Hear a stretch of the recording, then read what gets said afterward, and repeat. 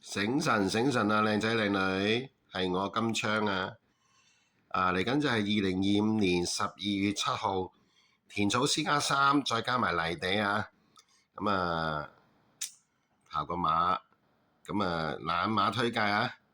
中意翻呢隻岳峰曾經介紹過又輸咗嘅第2場12號啊，謙謙君子。咁點解揀佢呢？除咗蔡明紹再騎翻呢，其實以往跑呢個泥地呢都唔係話太差嘅。咁但係最近試一課習呢，又好似幾醒神喎。係咪啲狀態突然間又翻晒嚟呢？全場孭到最輕啊，雖然係外檔啊。睇下有冇啲快馬扯快啲步速。到時大外檔大外一氣。另外一匹呢，都係中意麥當勞叔叔啦。5號馬嘅多彩多姿啊，係啦，咁就第2場揀呢2匹精選攬馬就係12號嘅謙謙君子配腳揀5號多彩多姿。咁另外一場呢，我揀咗第4場喎。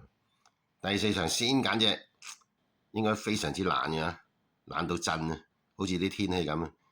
又係5號啊，發財金歌。聽到開唔開心啊？發財金歌喎，究竟呢個歌呢？歌仔個歌啊，定呢個兵器個歌咯？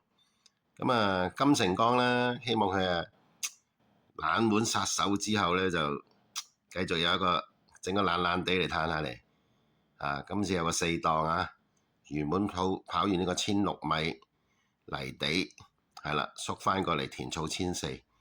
另外一隻田雞啊，10號馬喬峰啊，係啦，有個3檔。